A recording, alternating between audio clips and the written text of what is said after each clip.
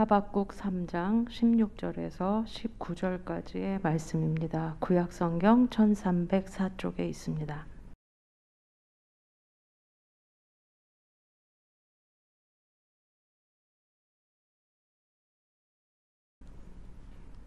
함께 읽겠습니다.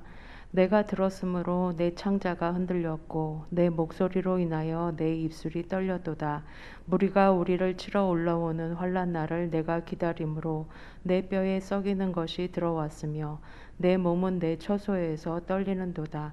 비록 무화과 나무가 무성치 못하며 무화과 나무에 열매가 없으며 감람나무에 소출이 없으며 밭에 식물이 없으며 우리의 양이 없으며 외양간에 소가 없을지라도 나는 여호와를 인하여 즐거워하며 나의 구원의 하나님을 인하여 기뻐하리로다.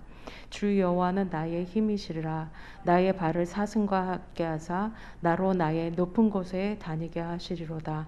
이 노래는 영장을 위하여 내 수금에 맞춘 것이니라. 아멘.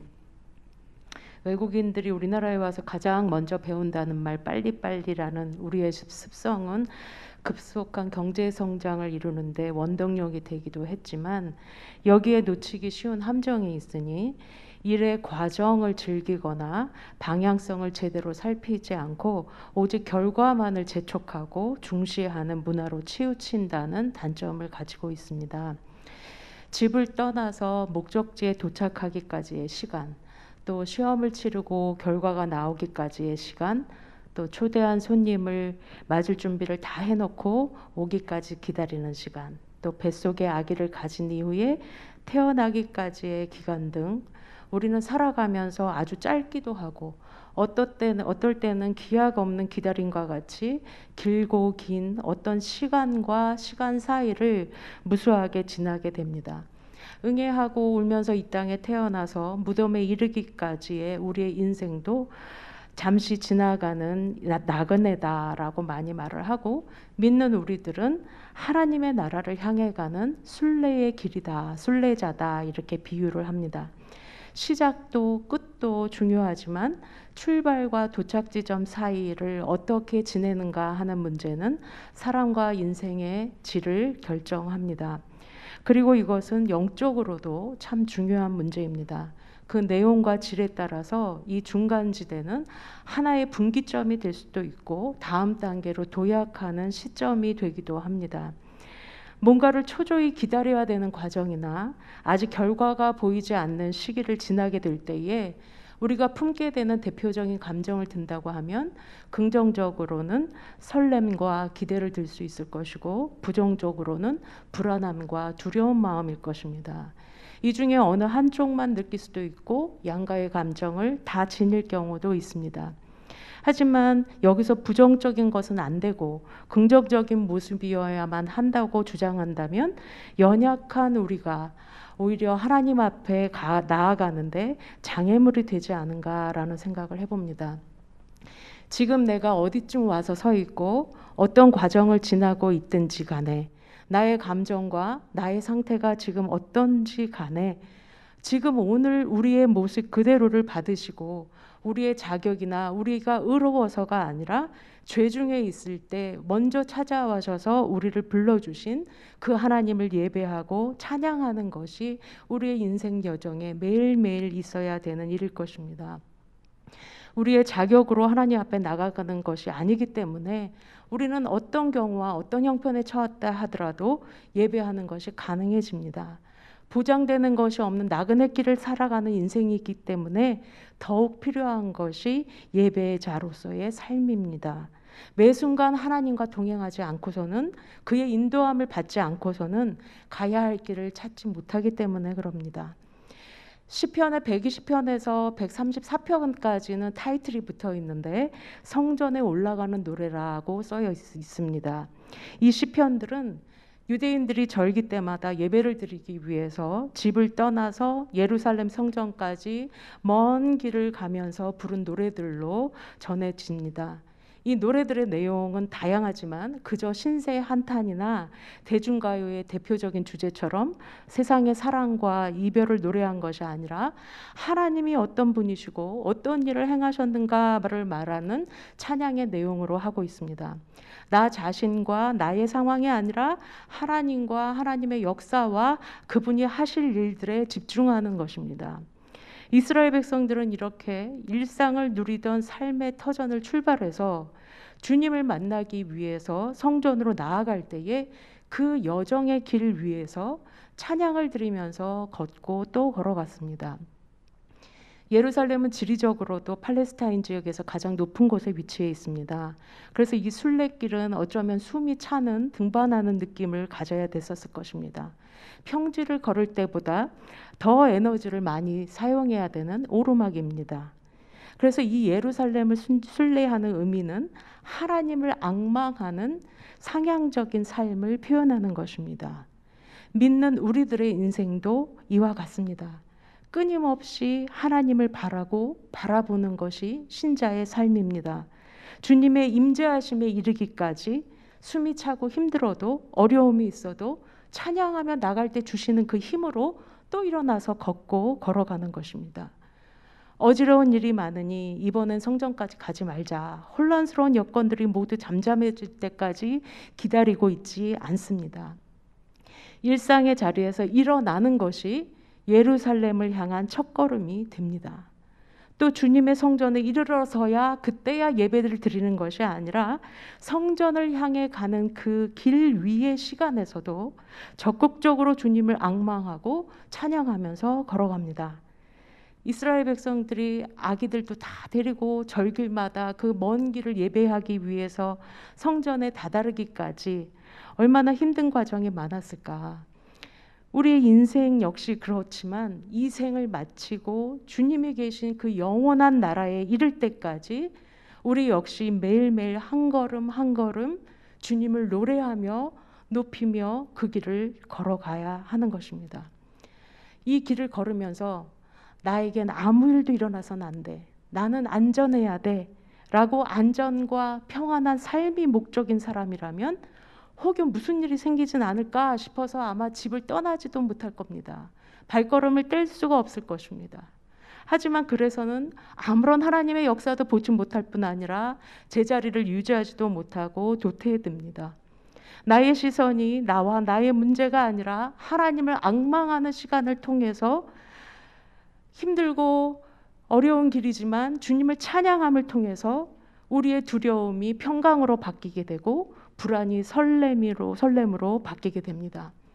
내 눈에 보이지 않아도 지금도 쉬지 않고 일하고 계시는 하나님의 역사들이 드러날 그 날을 소망하며 기대하며 기도하며 찬양하며 나가게 됩니다.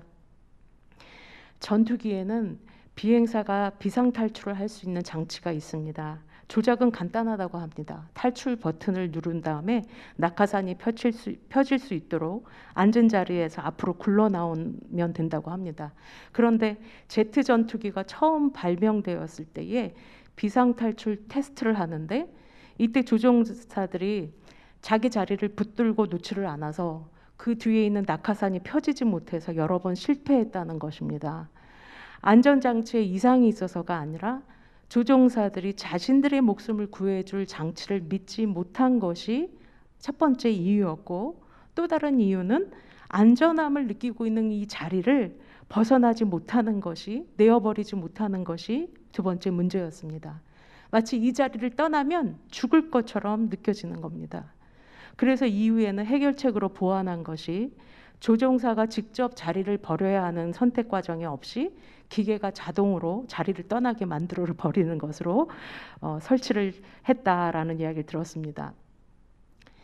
정말 우리가 하나님의 뜻을 이루며 제대로 살기 위해서는 누리고 있는 안락함의 자리를 놓아버려야 될 때가 있습니다. 이 과정이 필요합니다.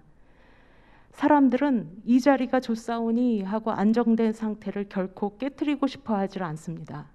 그런데 때로는 익숙하고 안전하게 여긴 것들을 버려야만 다음 단계로 발전하는데 하나라도 잃어버릴까, 내가 손해보진 않을까 두렵고 위기가 처하진 않을까 두려운 마음에 포기하려고 하질 않습니다. 내가 주인 되어서 눌러 앉은 자리를 뜨지 않고는 주님이 계신 곳에 다다를 수가 없습니다. 나에게서 눈을 떼어서 주님을 바라보지 않고는 진정한 찬양을 드릴 수가 없습니다. 더 높은 고지, 더 깊은 은혜의 자리로 나아가려면 있던 자리에서 먼저 일어나야 됩니다. 반대로 나는 매일 예배드리고 매일 성전에서 기도한다, 계명도 다 지키고 있어 라는 행위로 안심하는 율법주의적인 신앙에도 위험성은 있습니다. 이런 사람들은 일정 수준이 다다르면 내가 이 정도면 됐지라고 안심해버립니다. 그리고 더 이상 어떠한 영적인 갈망과 열망을 하지 않습니다. 라스베가스의 화려한 불빛이라도 대낮의 태양의 그 밝은 빛 앞에서는 아무런 힘을 발할 수 없듯이, 아무리 지금 나의 자리가 그럴듯하고 화려하고 믿을만해 보여도 우리의 영혼은 내가 중심된 자리를 떠나서 하나님 앞에 설 때만이 생명을 얻게 되고 영적으로 성숙하게 됩니다. 오늘 본문의 하박국 선지자가 처해 있던 상황은 유다 왕국이 바벨론에 의해서 패망하기 전입니다. 백성들이 영적으로 또 도덕적으로 신앙적으로 너무나도 타락하고 부패해 있습니다. 그래서 하나님께서 바벨론을 사용하셔서 이스라엘 민족을, 유다 민족을 심판하기로 작정하신 때입니다. 하박국은 곧 다가올 바벨론 제국의 침략 소식을 들었습니다. 그래서 큰 두려움에 휩싸였습니다. 그 두려움이 얼마나 컸는지 자신의 상태를 16절부터 이렇게 기록합니다. 내가 들었으므로 내 창자가 흔들렸고 그 목소리를 인하여 내 입술이 떨렸도다. 무리가 우리를 치러 올라오는 환난 날을 내가 기다림으로 내 뼈에 썩이는 것이 들어왔으며 내 몸은 내 초서에서 떨리는도다. 하지만 하박국은 심판을 기다리고만 있지 않았습니다. 심판 때까지 그저 두려움에 휩싸여 있지만 않았습니다. 저절로 나아지겠지라고 자기의 자리에 주저앉아 있지도 않았습니다. 다음 구절에서 그는 무화과 나무가 무성치 못하고 포도나무에 소출이 없으며 밭에 식물이 없으며 우리의 양이 없으며 외양간 소가 없을지라도 나는 여호와를 인하여 즐거워하며 나의 구원의 하나님을 인하여 기뻐하리로다. 주 여호와는 나의 힘이시라. 나의 발을 사슴과 같게 하사 나로 나의 높은 곳에 다니게 하시리로다. 찬송을 부릅니다. 회개치 않은 백성들의 완악함과 부패한 타락상, 그리고 제국의 침략이라는 민족의 위기를 눈앞에 두고도 하박국은 지금 기쁨의 노래를 부릅니다. 이제 망했다, 끝났다 하고 두 손 들고 두 손 내려놓지 않았습니다. 그는 그 어느 때보다도 더 적극적으로 주님을 찾고 있습니다. 믿음도 소망도 또 선함이나 의로움도 아무것도 남은 것이 없기 때문에 더 주님을 바라고 붙들고 있습니다. 그래서 찬송의 자리, 주를 바라보는 예배의 자리로 나가고 있습니다. 주님이 아니면 안 되고 주님만 의지할 수밖에 없음을 뼈저리게 깨닫고 있습니다. 그리고 이 정도의 고백을 넘어서 모든 것이 없어진다고 해도, 노력한 보상이 없다고 해도, 어떤 결실이 없다고 해도 내가 여호와로 힘을 삼겠고 주님만으로 만족하겠고 주님으로 인해서 기뻐하겠다라는 찬송을 올립니다. 이러한 과정을 통과한 사람은 신앙의 도약을 이루게 됩니다. 그저 편안하게 지내온 나의 안락한 자리를 과감하게 내어버릴 수 있는 사람, 또 반대로 극한 두려운 상황 속에 있다 하더라도 아무런 소망이 보이지 않을 때라도 그렇기 때문에 더더욱 주님을 의지하고 일어날 줄 아는 사람이 주님을 만나서 회복되고 다시 찬송을 부릅니다. 그리고 신앙이 크게 성숙하게 됩니다.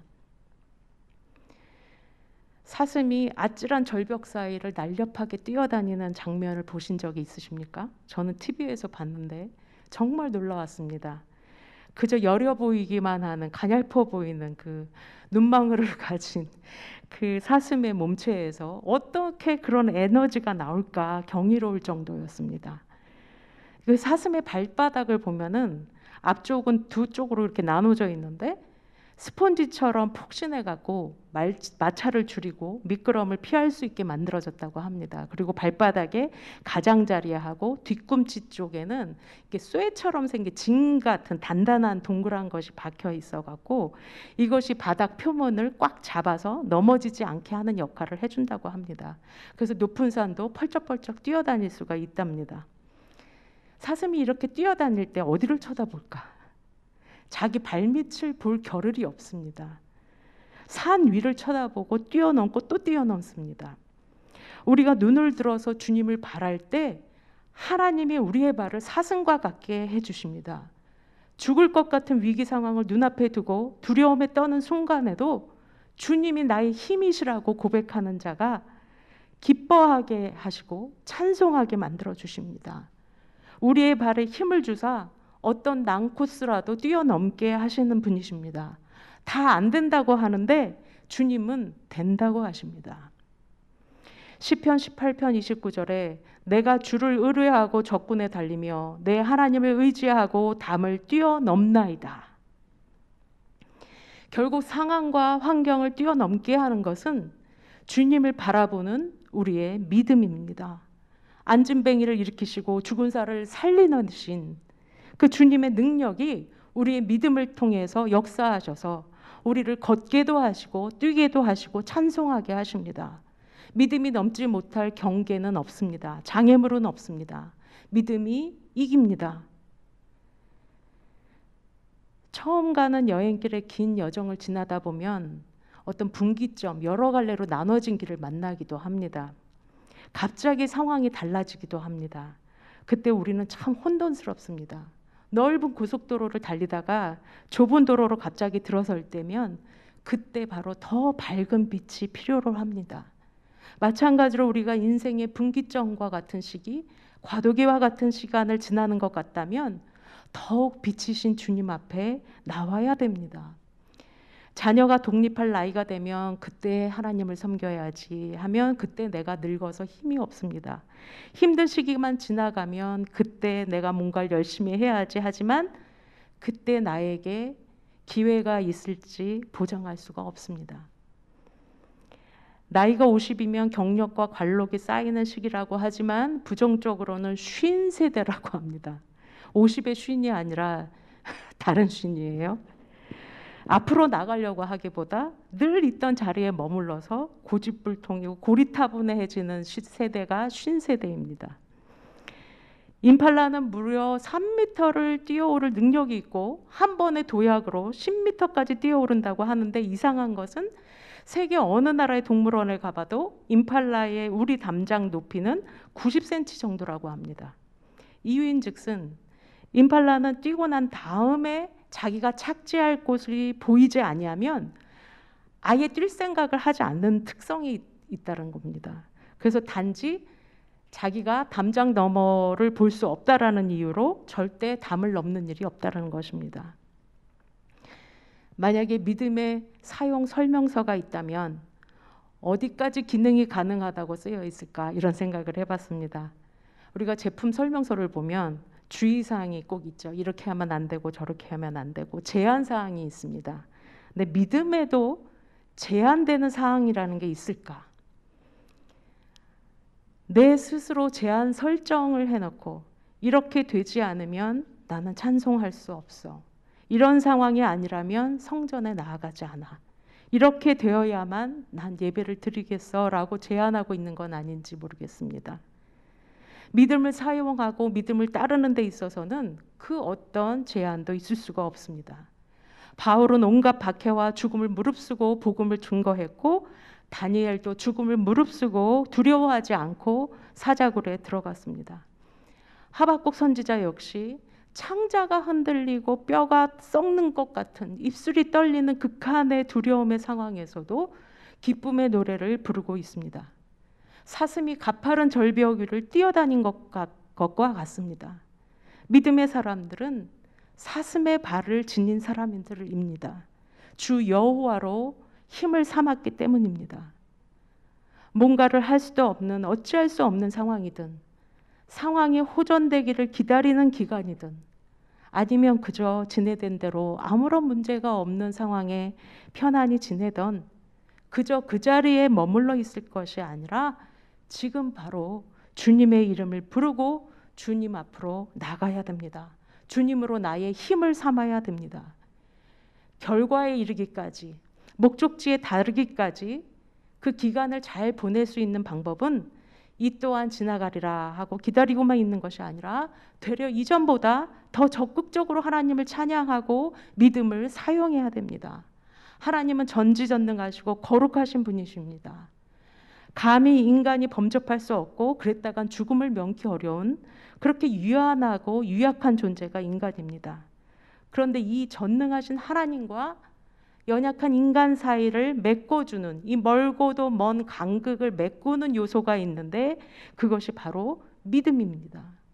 우리의 믿음이 하나님을 보게 하고 하나님을 아버지라고 부르게 만들고 친밀한 관계 속에 들어가게 하고 그래서 죽을 것 같은 상황에서도 또 예루살렘을 향해 올라가는 순례자의 길에서도 기쁨의 노래를 부르게 하십니다.